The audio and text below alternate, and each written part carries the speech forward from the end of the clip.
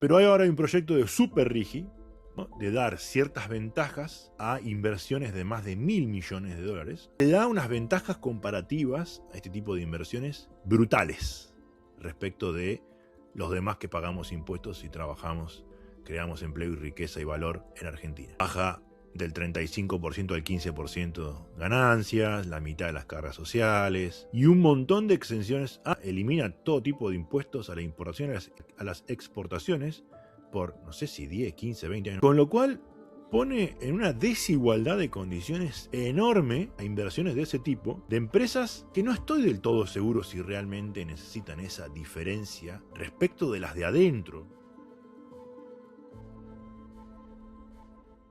Bienvenidos al episodio número 17 titulado Restricciones externas, donde, a partir de reflexiones del episodio anterior con Martín Tetaz, discutimos si Argentina está o no ante el fin de las restricciones externas, es decir, la falta de dólares. Además, hablamos de la cuestión del empleo, las inversiones y los impuestos.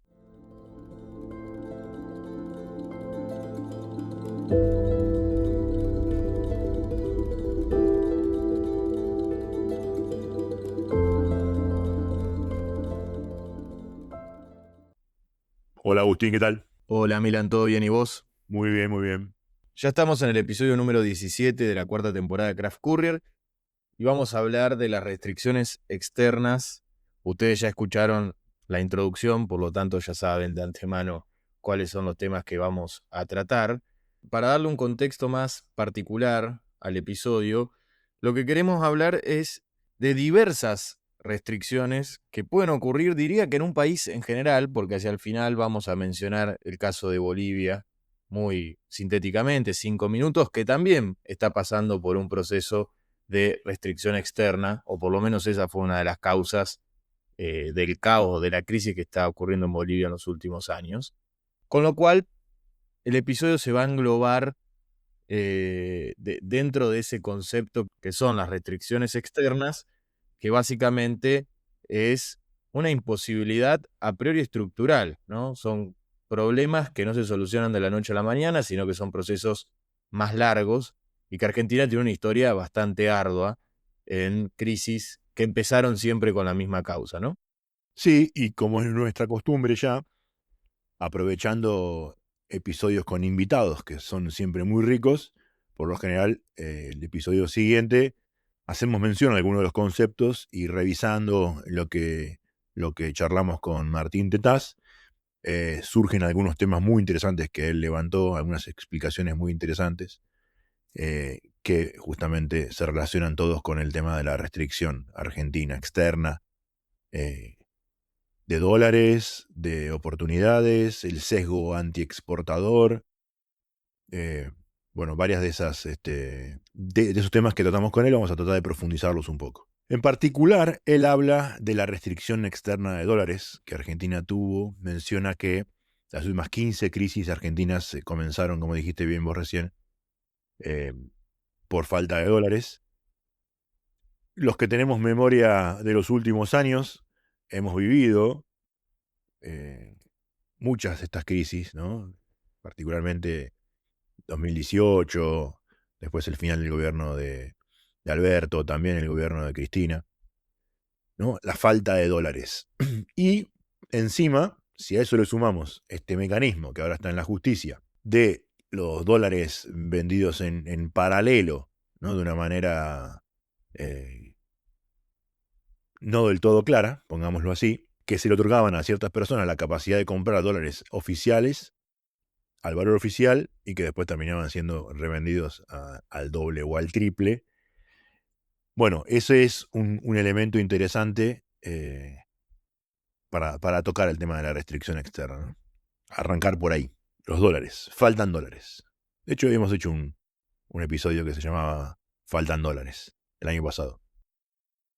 Sí, es una acusación por parte de quienes no están muy de acuerdo con el modelo vigente del gobierno, aunque puedo decir ahí que el gobierno cambió o giró parte de su estrategia, además de que se fueron acomodando otras cuestiones en lo que respecta a la falta de dólares.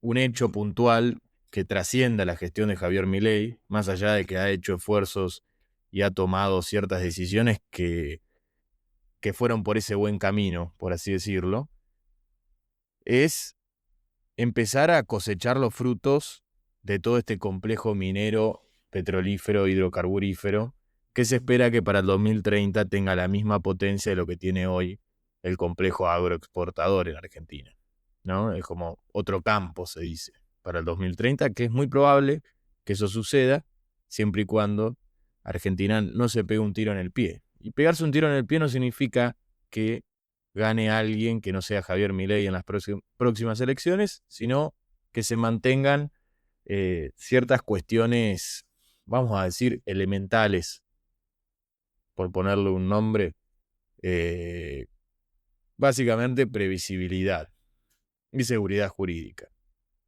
Que hasta ahora el kirchnerismo, salvando algunos hechos, tampoco fue el chavismo en un sentido amplio, ¿no? No se expropiaron todas las empresas ni nada por el estilo. Hablamos del proceso de cierta nacionalización, aunque no fue así, de YPF, pero tampoco es que se metió con la seguridad jurídica como sí en otros gobiernos latinoamericanos. Con lo que quiero decir esto es que si el día de mañana gana alguien del mundo kirchnerista, no creo que la situación cambie para este complejo.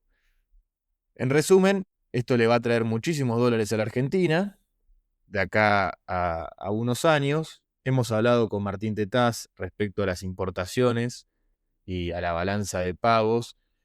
Él acusaba a que si bien se puede importar cualquier cosa, las importaciones bajaron. Y sí, en volumen, tanto de cantidad como de precios, han bajado las importaciones notablemente en los últimos años, aunque no por una cuestión de política proteccionista, sino más bien porque la actividad económica no dio un gran salto como en otro contexto, donde sí demanda dólares, porque como sabemos muy bien, la industria argentina demanda muchísimos productos importados para su actividad, y como esa actividad en un momento cayó, en otro momento se recupera, pero nunca tuvo un boom, no está demandando grandes cantidades de importaciones. Exactamente. Si la economía creciera fuertemente, también crecerían fuertemente las importaciones por esa demanda de que hay muchos productos o servicios que se hacen en Argentina que requieren insumos importados. Es algo que se ha visto a lo largo de la historia argentina, especialmente reciente, con lo cual traería, si la economía creciera, traería más problema a esta restricción externa de la falta de dólares, porque habría una presión sobre el tipo de cambio para que aumente, pues más gente quiere comprar cosas. Con lo cual eso casi que colabora, recuerdo incluso la crisis del 2008-2009 de Lehman Brothers, que a la Argentina le ayudó a bajar su inflación en ese entonces bastante creciente, le planchó la economía, hizo el trabajo que el kirchnerismo no quería hacer, que era enfriar un poco la economía.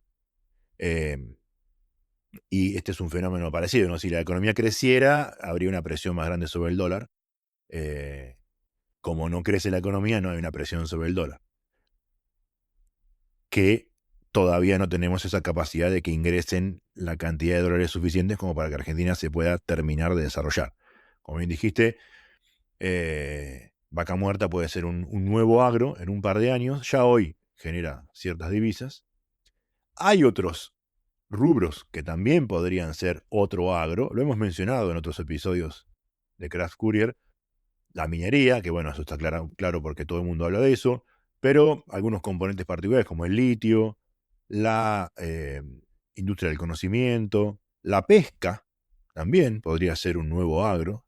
Hay una capacidad de pesca y de exportación, incluso de productos ya con valor agregado, que podría convertirse en un agro.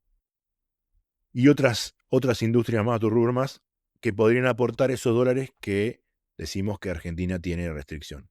Tetaz hablaba de algo que nosotros siempre hablamos, ¿no? Que en Brasil el real sube y baja, o el dólar sube y baja, la contrapartida del real, pero no impacta eso en la inflación ni en los precios, porque ellos no tienen una restricción de dólares. Ni por exportación, ni por inversión directa. También hay una inversión directa desde el extranjero, directa, inversión propia que hacen los brasileños. Vamos a hablar ahora un poco más adelante sobre el Super Rigi, el proyecto Super Rigi, que tiene que ver con esto. Pero claramente la economía estancada ayuda a que no haya una presión sobre el dólar. Y en el sentido de la inversión quería agregar un dato de una consultora que es Passepartout, bastante conocida últimamente porque habla sobre el tema del RIGI, de la energía, etc. Y es interesante el resumen que publicó en el día de hoy, que habla de cuántos dólares ingresaron del RIGI, de los proyectos aprobados, que hasta ahora son 15, ingresaron 20.000 millones de dólares. Hago una aclaración, no es que los 20.000 millones de dólares ingresaron ayer, sino que primero hay una inversión inicial de 1 o 2 años que son por casi 7.000 millones de dólares. Luego, hasta el 2035 tienen que desembolsar la otra parte. Pero luego están los proyectos en trámite. Y los proyectos en trámite hasta ahora suman 75.000 millones de dólares. Con lo cual es una entrada de dólares bastante grande de acá a una década. O incluso un poco más. No es que va a haber una especie de Guyana francesa 2.0 en Argentina rápidamente. Pero sí es cierto que para la próxima década se empieza a diluir un poco la cuestión de la restricción externa. Pero ojo, que 75.000 millones de dólares es 2 campos, 2 cosechas, 2 años, no que todos los años. Tampoco es tanta cantidad de dinero, es importante, está muy bien, pero eso produce el campo en 2 años, ¿no?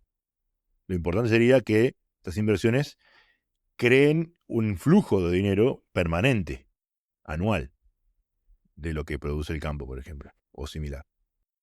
Sí, totalmente. Lo que se espera es que luego estas inversiones tengan un impulso de producción y de exportaciones interesante, con lo cual también se proyecta esos niveles de expo que hablamos del 2030, pero lo que hablamos para el 2030, para el 2035 y probablemente supera el campo. Con lo cual Argentina está haciendo un cambio bastante importante en su estructura económica, quizás muy similar al fin del modelo agroexportador. Si bien se le terminó en ese momento los años dorados a la Argentina, entró en otra fase, pero por otras cuestiones que la hemos tratado a lo largo de las temporadas de Graph Courier. Para hablar de historia económica argentina habría que hacer una especie de serie, no alcanza con un capítulo, pero sí es cierto que estamos ante un cambio de paradigma. Y Tetaz agrega ahí algo interesante en su visión positiva de la Argentina, que él dice que esto para él es una política de Estado, que no ve a nadie con posibilidades de ganar o de generar coaliciones y demás, que quiera ir en contra de esto. Mencionó varios de los gobernadores peronistas que también quieren salir del sesgo antiexportador y generar exportaciones porque a sus propias provincias les conviene, ¿no? Las del norte, las cordilleranas, las patagónicas. Con lo cual él dice, esto para él es una política de Estado. Ojalá que cambiemos este sesgo antiexportador. La generación de 80 había creado un modelo de exportación que derramaba en toda la sociedad. De hecho, los pueblos, el ferrocarril, el desarrollo de diferentes provincias y demás, estaba impulsado por la exportación de los productos agrícolas.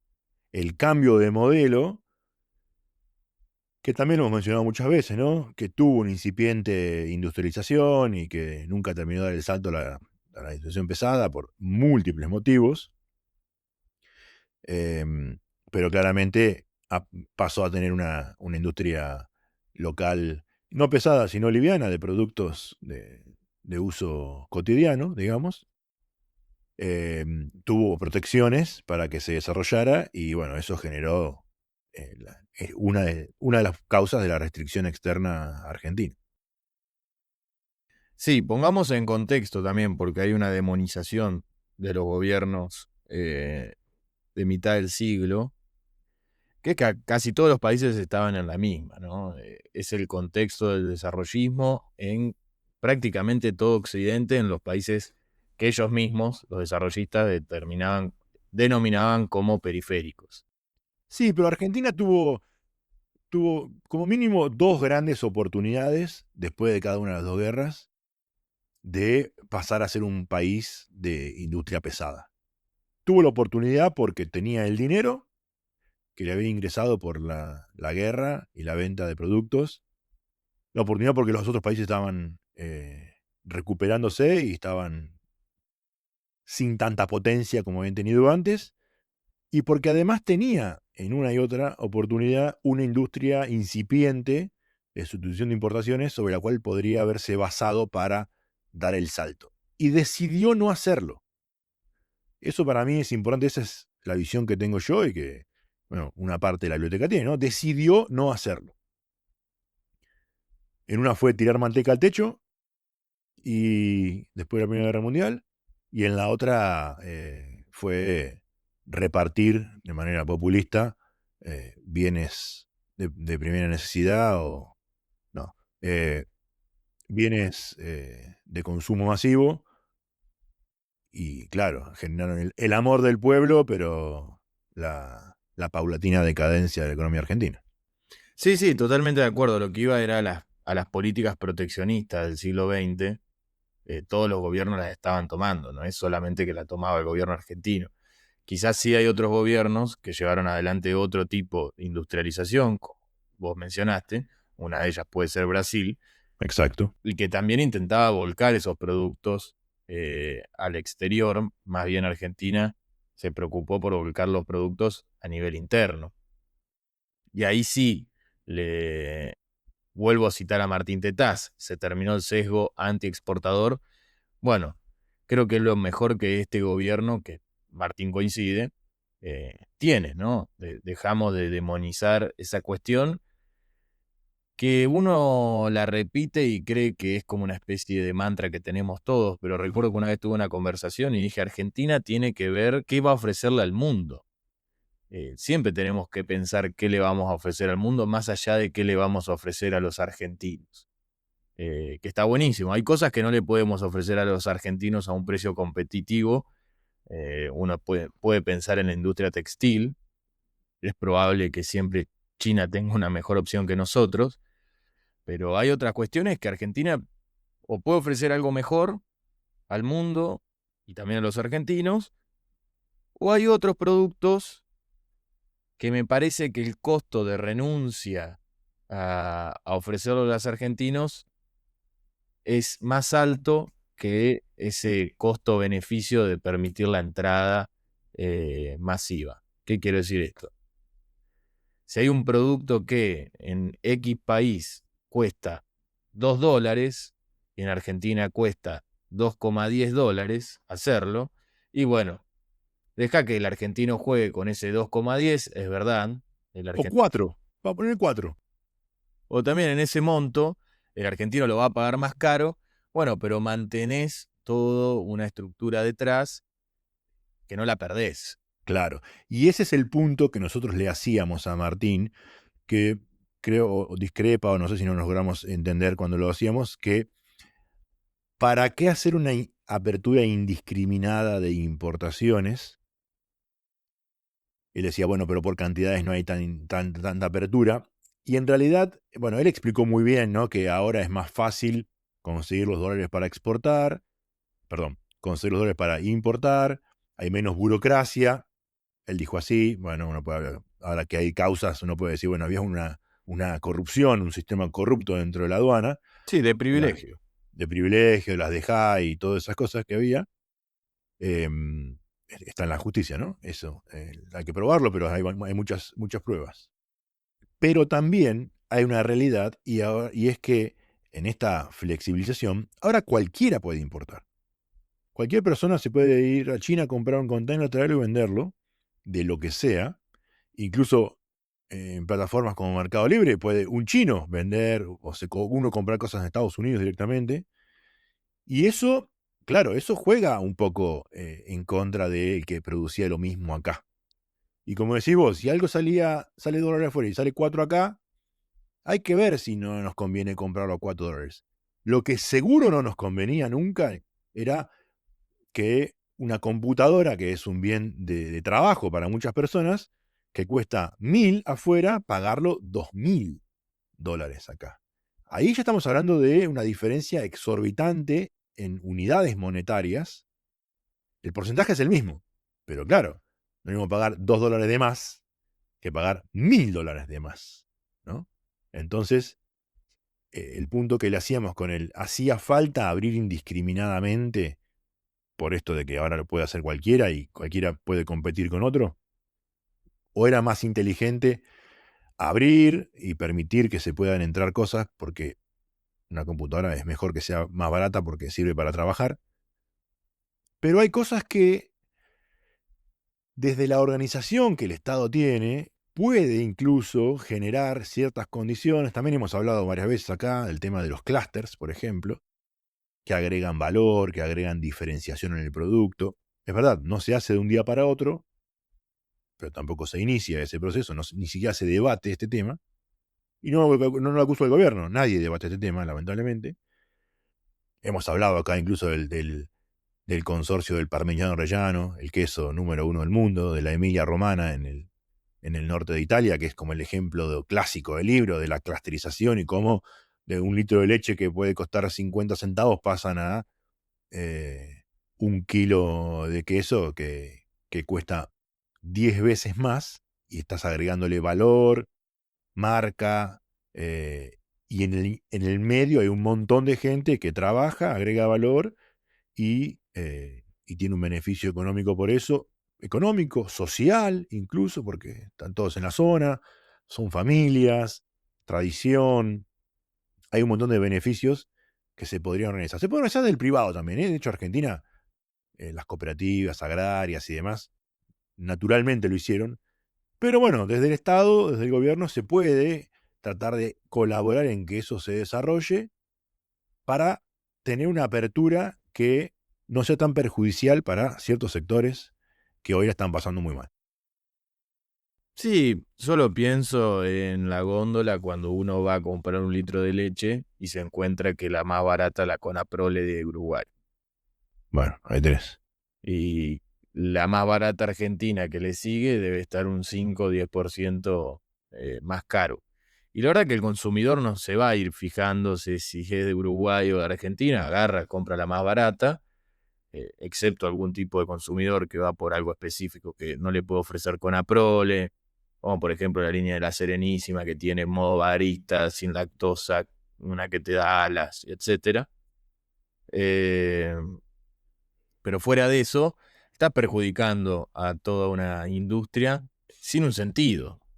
Con lo cual coincidimos en esto de que quizás una apertura más inteligente, más pausada, no tan indiscriminada, podría haber sido mejor, pero no solo quedarse en eso, sino también en un estado activo en lo que es el desarrollo, en materia impositiva, por ejemplo, mejorar la presión impositiva de la Argentina, que hay un montón de impuestos que encima el Estado ni siquiera cobra, y cobra de impuestos que son bastante perjudiciales para la actividad económica, como son los ingresos brutos para las provincias, pero no le queda otra al fisco provincial que cobrar lo más fácil. Y también soy de esos adeptos de que quizás menos impuestos, pero más inteligentes, incluso pueden recaudar más que los que hay hoy. Eso también creo que es posible. Pero sí es una discusión que se tiene que ir dando ahora y que incluso el mismo board del FMI empezó a presionar al gobierno, como decir, che, hay que hablar de los impuestos. Está bien, el FMI tiene una postura un poco más agresiva sobre ganancias, que paguen más ganancias, los monotributistas, algo que pega de lleno contra la base social del gobierno, que es no aumentar impuestos, ¿no? Esa es una de los eslogans del gobierno nacional. Dejemos por un momento el tema del monotributo, me parece súper interesante, lo hablamos en un momento, para tocar otro tema súper interesante que es justo el que dio título al episodio de Tetaz, que es el tema de la uberización y el mercado dinámico, mercado laboral dinámico. Pero déjame entonces ir a un punto que recién hablaste de la baja de impuestos, ¿no? Y eso nos trae a hablar sobre el proyecto de Super Rigi. Ya sabemos que hay un Rigi y hay varios Rigis o con nombres diversos provinciales que se han ido adaptando.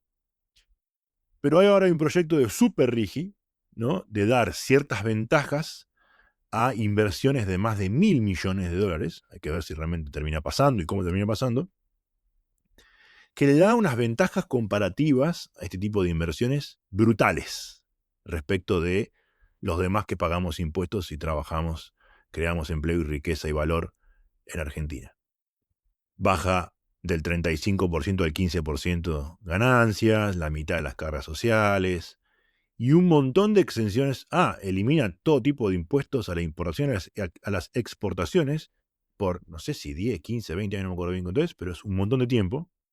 Con lo cual pone en una desigualdad de condiciones enorme a inversiones de ese tipo, de empresas que no estoy del todo seguro si realmente necesitan esa diferencia respecto de las de adentro. Puede ser que respecto a las de afuera sí, porque tienen 1.000 millones. ¿Y en dónde lo vamos a invertir? ¿En Vietnam? ¿En Sudáfrica? ¿En Australia o en Argentina? Y Argentina le brinda estas condiciones, que intenta emparejarse con el mundo, pero es muy grande la diferencia respecto a los que estamos adentro.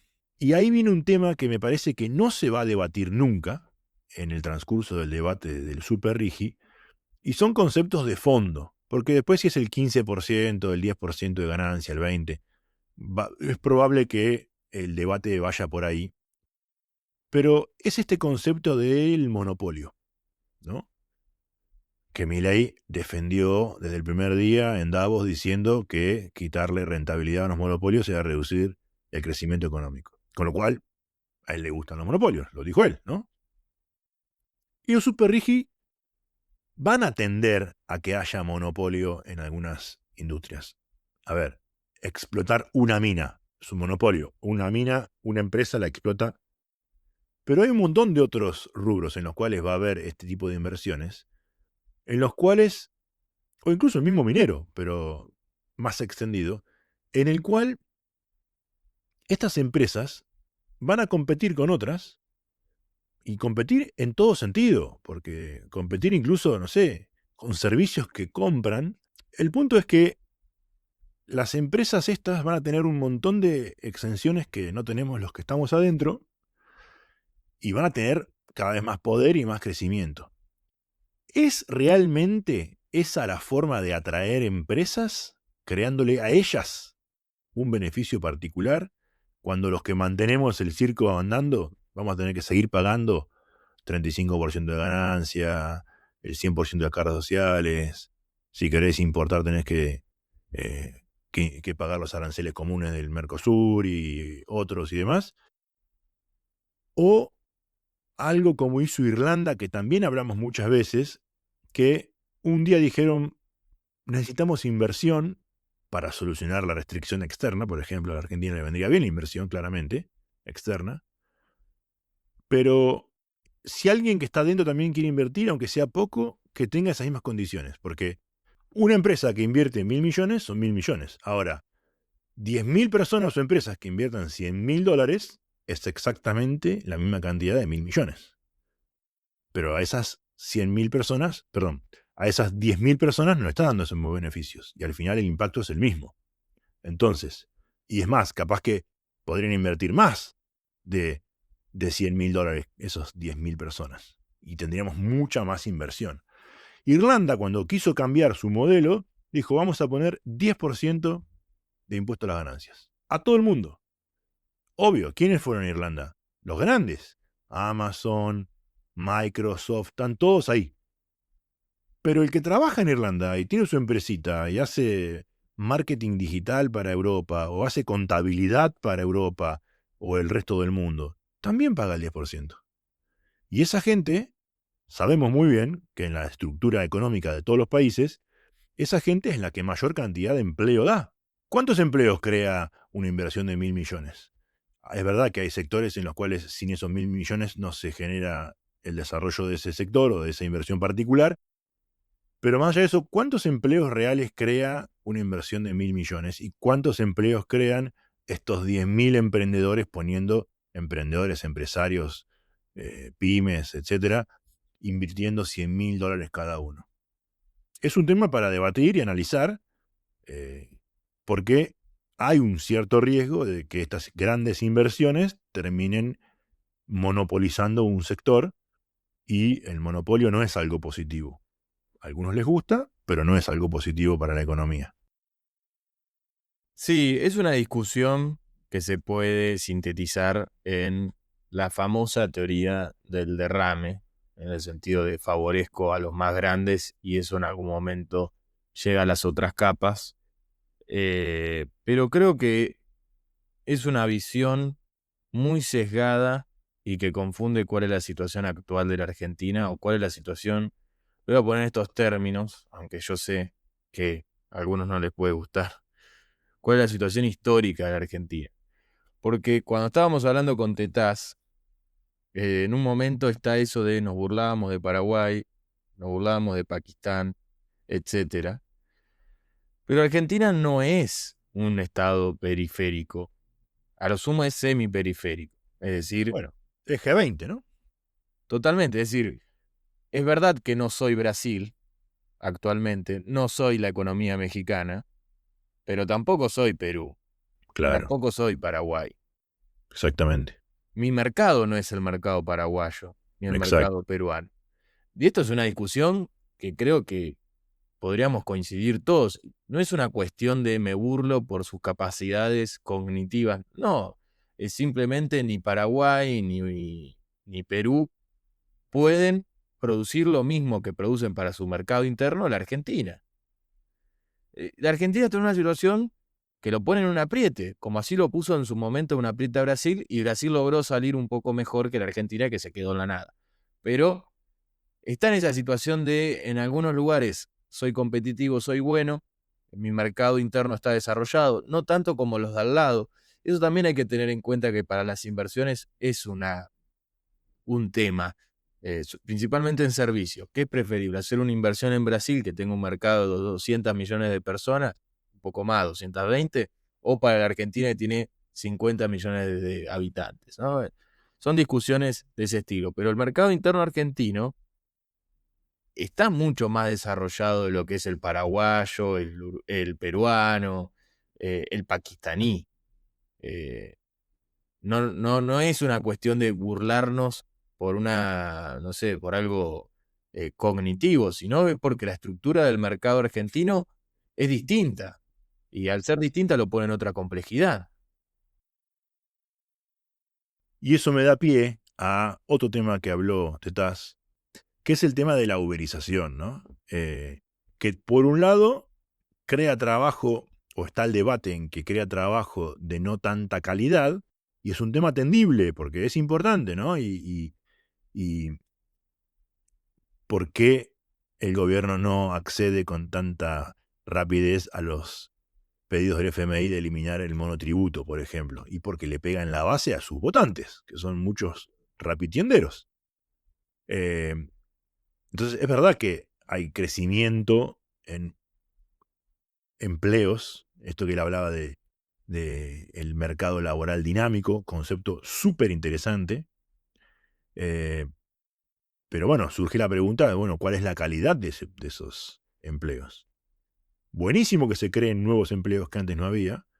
Es muy probable, porque la historia lo demuestra reciente, que algunos de esos empleos de baja calidad pasen a ser de mejor calidad. Ahí hay muchas cuestiones a debatir sobre el tema de la, del marco laboral, marco legal laboral, ¿no? Hemos mencionado un proyecto súper interesante que es el tema de la mochila, que alguien podría cambiar de trabajo, un mejor trabajo, un peor trabajo, una empresa a otra, y mantiene a lo largo del tiempo sus aportes, por ejemplo, con lo cual tampoco se vería tan afectado si cambia o baja o sube. Muchos temas para debatir, pero es verdad que algunos de esos pasan de menor calidad a mejor calidad, pero sí es muy interesante esto de que amplía la cantidad de empleos, el desarrollo tecnológico, y cómo un mercado puede volverse más dinámico creando oportunidades que antes no había o no se pensaba que había. Me pareció uno de los temas más interesantes del episodio de Tetaz. Creo que la cuestión del empleo es el gran tema. Dicho sea de paso, en estos últimos días hubo una encíclica de León XIV donde habla al respecto de eso. Tengo dos cosas para decir, o por lo menos para entrar a hablar de escenarios futuros. Obviamente no van a ser como tales, son esquemáticos. Pero creo que el mundo está ante dos situaciones y lo ve con total incertidumbre. La primera es el avance tecnológico en sí y principalmente de la inteligencia artificial. No vamos a entrar mucho en detalle de eso, pero de cuál es el resultado de eso. Martín Tetaz dice, bueno, aumenta la productividad en algunas personas, esto va a hacer que tengan mejores salarios, con lo cual van a demandar otro tipo de bienes y servicios que quizás hoy no los conocemos y eso puede crear empleo. Él tiene una visión optimista, podemos decirlo de esa forma. Si bien coincido en ese punto, tengo una visión pesimista de mi lado. La otra cuestión, que también el mundo lo ve con incertidumbre, es quién va a llevar adelante este proceso. Porque todos los procesos, por lo menos en la historia, se observaron de que siempre hubo un Estado, un grupo de Estados que lo llevaban adelante. Ese proceso hasta ahora parece que lo llevan dos grandes potencias, son más, pero vamos a resumirlo en dos, que es China y los Estados Unidos. ¿Se va a resolver algún momento eso o va a quedar como una especie de pax compartida entre los dos? No lo sé. ¿Podemos hablar de un escenario? China necesita los microchips de Taiwán y necesita la apertura al Pacífico. Estamos hablando de un escenario y de ciertas hipótesis. Va la guerra con Taiwán, supongámoslo. De acá a 40 años, Estados Unidos entraría a la guerra. ¿Cómo la Argentina va a ir después de eso? ¿Qué va a quedar del mundo en ese sentido? Él tiene una visión muy optimista respecto a los servicios. Que esto es una visión que lo compartimos todos los países periféricos y semiperiféricos. Y Santiago Bilinkis, que es una de las personas que hoy en Argentina más sabe sobre inteligencia artificial, dice, yo voy a cualquier país latinoamericano y todos creen que van a ser un super hub de servicios y que el día de mañana van a venderle servicios a todo el mundo. Con lo cual, no sé hasta qué punto ese escenario donde la Argentina va a ser una potencia en servicios es cierta. Pero sí voy a darle la derecha de que Argentina tiene un gran desarrollo en servicios que son las famosas fintech, billeteras virtuales que incluso nosotros le vendemos servicios a otros países de Latinoamérica. Esto es una realidad. El claro ejemplo es Mercado Pago, pero entran un montón ahí, Igualá, Brubank, en fin, son un montón. Pero no sé hasta qué punto esas dos potencias no van a empezar a vender servicios a este mercado, y llamémosle con este mercado latinoamericano. ¿Y por qué hablo del mercado latinoamericano? Porque fue algo que ya lo hemos hablado en su momento. ¿Cómo Europa sale de ciertas restricciones, o los estados europeos? Los estados europeos, más allá de haber logrado formar una especie de instituciones comunes para la cooperación y resolver problemas continentales, recordemos que la historia de Europa se la conoce por darse palazos y en momentos de silencio, pero en esos momentos de silencio estaban buscando los mejores palos para después ir a pegarse, hasta que se creó la Unión Europea. Después de eso escondieron los palos y empezaron a construir. Pero tuvieron algo que es fantástico, que es un mercado interno europeo. Muy fuerte. Y eso les permitió a diversos estados que se enfoquen en una X cantidad de productos, de bienes y servicios para beneficiarse mutuamente. Es verdad que puede haber un caso en un pueblo de Italia donde la europeización le afectó, y es muy probable que ese pueblo de Italia haya ganado 5 Stelle con el 90% de los votos, pero es verdad que también hubo otros pueblos italianos que se beneficiaron muy fuerte. Y de hecho, ¿por qué hoy se ha reducido el antieuropeísmo en Europa? Porque ante el conflicto mundial, la crisis, la inestabilidad, la Unión Europea sigue siendo un buen refugio para muchas de esas economías regionales, para productores, porque justamente ese mercado interno fuerte da un piso mínimo de subsistencia, incluso altísimo, ¿no? Con lo cual fue bueno antes y hasta sigue siendo bueno hoy. Completamente. Por eso hablaba del mercado latinoamericano. Creo que si Argentina quiere, y con Argentina también entran todos los otros países latinoamericanos, yo no soy muy optimista de que la Argentina y los países latinoamericanos puedan desarrollar un boom de servicios y decir, ¿saben? Tanto le vamos a vender a los chinos. No creo. Hoy China tiene un foco muy grande en bienes, pero hacen 2 pasos más y el año que viene también van a dar un boom en servicios. No creamos que solo los chinos venden cosas que tocamos. Incluso el mercado chino interno, es increíble la cantidad de servicios que venden los chinos. Claro. Porque hay un montón de servicios que nosotros conocemos en Occidente que en China no se conocen porque ellos tienen su servicio. Claro. WeChat, por ejemplo. WeChat. Es más, voy a contar una anécdota. Hoy fui a la pollería y bueno, está cuenta DNI, que es la billetera del Banco Provincia de Buenos Aires.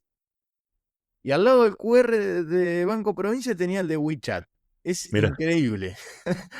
pero sí. Bueno, ahí tenés una pauta de servicios extranjeros que pueden venir a la Argentina y que yo no sé si va a poder competir así libremente y sola. No solo la Argentina, todos los estados latinoamericanos. Y voy a citar a Tomás Múgica, que creo que fue el episodio 2, 3, fue uno de los primeros que hicimos en Sí. esta temporada, que él dijo, es muy probable que la integración latinoamericana se dé naturalmente por ante estas cuestiones. Es un gran sueño argentino, casi de todos los gobiernos, pero muy pocos han hablado, y estaría bueno que, si no es este gobierno, que sean los próximos, empiecen a hablar, y públicamente, y se lo diga de esa forma, de la integración energética, por ejemplo, de Latinoamérica. Que Argentina ahí va a tener un gran peso. Un Es papel muy importante. probable, totalmente, muy probable que Brasil siga produciendo autos más baratos que la Argentina y que cualquier otro país del Cono Sur. Seguro. Es más, produce aviones. Nosotros ahí no vamos a llegar. Pero sí vamos a poder abastecer al mercado brasileño, aparte del mercado brasileño, en cuestión energética. Y ahí estará el boliviano también y tendrá lo suyo. Y otras más. Hay un montón de casos para hablar al respecto. Pero lo que quería decir es, ojo con creer que solo las cosas se van a ir dando por sí solas. Es verdad que Argentina tiene casos que son los fintech, que crecieron y que son como los grandes caballitos de batalla, los unicornios, como se le conoce en el mercado financiero. Pero tampoco creamos que vamos a levantar una baldosa y el día de mañana Argentina va a ser, no sé, Silicon Valley. No, lleva trabajo. Pero bueno, la oportunidad está. Hay que aprender a desarrollarla. Y ya para cerrar la cuestión latinoamericana, que justo lo podemos enganchar, vamos a hablar de lo que está pasando en Bolivia en los últimos 20 días, un poco más, ya 3 semanas de conflicto bastante fuerte en Bolivia. Recordemos que Paz es quien ganó las elecciones el año pasado, que fue segunda vuelta, que el MAS perdió bastante feo. MAS era el partido de Evo Morales y el partido también de el de Arce, que si bien tenía una tendencia izquierdista, había estado en cierto conflicto con Evo Morales, pero bueno, eso no viene al caso. ¿Cómo se inició el conflicto? Bueno, arrancó con una protesta, principalmente de los sindicatos mineros, que en realidad es una visión muy parcial del conflicto boliviano. El conflicto boliviano ya lleva mucho tiempo. Recordemos aquellas noticias sobre la escasez de combustible, que para Bolivia la escasez de combustible es algo rarísimo, pero se dio. También era rarísimo en su momento para los venezolanos. Se dio. Lo que pasó con la cuestión minera es que se le agregó la violencia. No es lo mismo cortar una ruta y poner todos los camiones, es decir, no tenemos manera de llevar los granos, a meter dinamita en el Palacio de Gobierno. Claro. Pero continúa con la misma línea de todo el episodio, que es el tema de la restricción externa. Completamente. Hoy Bolivia tiene problemas de restricciones externas que la está arrastrando hace un montón de años, que es escasez de dólares. Y el gobierno de Paz intentó revertir esa situación teniendo políticas más aperturistas. Disciplina fiscal, muy alineado a las ideas que promulga Javier Milei en sus discursos, también con ciertos beneficios a los que más tienen, con los impuestos de lujo, impuesto a la riqueza y demás, y también con una política orientada a un solo sector boliviano muy concentrado, que claramente hizo de que cierta base social que lo había apoyado a Paz diga, bueno, me parece que deberías girar un poco. ¿Qué va a suceder en los próximos días? No se sabe muy bien, porque aparentemente el gobierno está en una situación de debilidad, hizo algo que es como, no habría que tomarlo como manotazo ahogado, pero sí es algo de, si le erraste, puede ser el final, que es meter a las Fuerzas Armadas en el medio. Se promulgó una ley donde las Fuerzas Armadas pueden intervenir en asuntos internos, probablemente haya un estado de sitio, si es que no está corriendo ahora en ciertos lugares, pero en todo el país en Bolivia, y ya cuando se meten las Fuerzas Armadas y principalmente en estos países, puede haber un peligro hacia el gobierno. O se cae y se irá a nuevas elecciones, o puede pasar otra cosa. Bolivia ya ha tenido una experiencia al respecto, y vamos a estar seguramente hablando de eso en los próximos episodios porque va a haber más noticias, ¿no? Así es, hay que seguir el tema. Y en esto de seguir temas, déjame cerrar con esto de las entradas al Mundial. Hicimos hace 15 días, el episodio 15, todo un episodio, gran parte de él, hablando del el Mundial más caro de la historia, ¿no? El tema de las entradas, el precio dinámico, de la arbitrariedad en la selección, en la entrega de algunos puestos dentro del estadio, a gente que había comprado algo que pensaba que estaba cerca de la cancha y terminó estando en la punta, en la esquina, casi que atrás de una columna. Bueno, lo anticipamos hace 15 días, algo ya empezaba a ver en algunos medios, pero muy poco. Investigamos el tema y lo presentamos, y ahora ya en los medios explotó a nivel mundial, y en Argentina de a poco se está empezando a hablar del tema. El tema es que ahora la cuestión llegó a los juzgados y a tribunales estadounidenses. Tanto jueces en Nueva York como en Texas empezaron a mirar el otorgamiento de los espacios dentro del estadio a personas que habían comprado una ubicación, le dieron otra. El tema de los precios disparatados, de muchas arbitrariedades, y están empezando incluso a llamar a declarar a miembros de la FIFA, algo que nunca había pasado. Falta muy poco para el Mundial, 12, 13 días, y se está empezando a mover un poco la arena abajo del agua, y hay que ver hasta dónde llega esa arena, esa turbulencia, ¿no? Es interesante porque en el caso argentino, ¿no? Luis Segura, el que fue presidente de la AFA en el Mundial de Brasil, cómo circulaban, por lo menos era lo que se decía, ¿no? Circulaban entradas por todos lados, y ahí había un negocio fenomenal. Pequeña anécdota vernácula nuestra, pero bueno, esto de la FIFA puede llegar a ser un escándalo mundial, ¿no? ¿Qué está pasando con esto? Porque encima lo hacen oficialmente a través de la página. Sí. Lo otro es más difícil de probar, ¿no? Que se lo llevó un dirigente, que le entregó, que me dijo, que me dio. Esto es algo que está ahí. Y la FIFA dice, nos atenemos a las leyes de Estados Unidos. El tema es que ahora los que juzgan las leyes de Estados Unidos le están llamando a decir, venga para acá, explíqueme esto, porque hay un montón de presentaciones judiciales. Y intuyo que no va a terminar bien, ¿eh? Sí, yo escuché algo que me pareció cerca del disparate, de empezar a defender los precios dinámicos justamente para no permitir la corrupción que hubo. Es básicamente darle la mano a la FIFA, que la FIFA era la que se beneficiaba. O sea, yo no sé si somos boludos porque hace 10 años mirábamos todo lo que sucedía con Blatter y le tiraban los dólares a Blatter en la cara y toda la corrupción detrás de eso, el FIFA Gate. Y hoy es como que aplaudimos las medidas que hace la FIFA.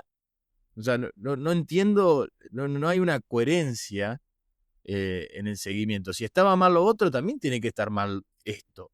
Sí. Lo que tenemos que hacer es no permitir o hacer cumplir la ley, básicamente. Es decir, no permitir que ese grupo pequeño se beneficie, que no se beneficie ninguno. Claro. Ahora lo que hiciste fue cortar intermediarios. Antes por lo menos los intermediarios se beneficiaban. Ahora va derecho hacia la FIFA. Sí, el tema es que los perjudicados son siempre lo mismo, ¿no? Que es Y el los fanático que perjudicados quiere. sí, somos lo mismo y ahora es peor la situación, porque es como que nos dieron algo en la cabeza, decir, no, sí, pero ahora como se permite, está bien, pero te están perjudicando igual. No Tal cual, entiendo no entiendo. tal cual. Este tema de las entradas al Mundial, bueno, los próximos días, premundial, cada vez está tomando más vuelo y vamos a ver qué pasa, porque va a traer cola. Yo creo, intuyo, como dije, que no va a terminar bien. Creo que no, y espero que no. Solamente como dato de color, hay una cuestión ahí de políticos que están en crecimiento en Estados Unidos a ver quién se saca la foto con Infantino. Está esa rivalidad, sin importar si son demócratas, republicanos, etc. Soran, alcalde de Nueva York, recientemente electo, tiene una relación bastante estrecha con la FIFA últimamente, fotito con la FIFA, aplaudimos la Copa del Mundo, incluso foto con algunos hinchas argentinos, y tuvo como propuesta, a partir de este problema del aumento de las entradas, de el municipio de Nueva York tiene 1.000 entradas a $50 cada una que van a poder comprar los neoyorquinos para ver soccer. Mientras que New Jersey, por ejemplo, tiene una visión más bien negativa hacia la FIFA. No están muy de acuerdo con las cuestiones que hicieron respecto a las entradas y demás, y la FIFA no les dio este beneficio. Empieza a ver en la política estadounidense estas cuestiones que quizás en otros mundiales no sabíamos, porque capaz que en Qatar pasaba lo mismo, quizás en Rusia también pasaba lo mismo, pero como ya era más difícil poner la lupa o que la luz pase, no nos enterábamos. Acá como las cámaras apuntan, obviamente Estados Unidos es como más transparente en ese sentido, salen a la luz estas situaciones, ¿no? Bueno, yo lo quiero ver a Zoran Mamdani también opinar sobre los tickets del Madison Square Garden para ver las finales de la NBA, que los Knicks llegaron después de 27 años y que hay entradas que llegan a $500,000 y las más baratas cuestan varios cientos de dólares, 3 o 4 veces más que una entrada común para ver un partido de temporada regular. Una locura absoluta, absoluta. Expropiar no creo que lo haga. Se No, terminó el discurso expropiador de campaña. Hoy nos acercamos más hacia los que más tienen. Es como para poner un poco el ojo de cómo también ciertas campañas populistas terminan desilusionando, yendo contra lo que habían prometido. No solamente las de Donald Trump, que son las que más se acusan, sino también del otro lado las hay. bueno, veremos qué pasan con todos estos temas. Son todos temas interesantes para seguir. Y de hecho, fíjate cómo lo mencionamos hace 15 días y ahora ya está en tema en todos lados las entradas del Mundial. Bueno, con esto damos por finalizado el episodio del día de hoy. Los esperamos el próximo viernes con un episodio nuevo. Recuerden que nuestras redes al día de hoy son YouTube, Instagram y Spotify. También en Twitter tenemos cierta participación, pero no de manera diaria, con lo cual pedimos que nos sigan en todas esas redes. Si es que no lo hacen, debajo en la descripción le vamos a dejar los usuarios. Nos vemos la semana que viene. Chau. Nos vemos la semana que viene. Un abrazo, buen fin de semana, los esperamos.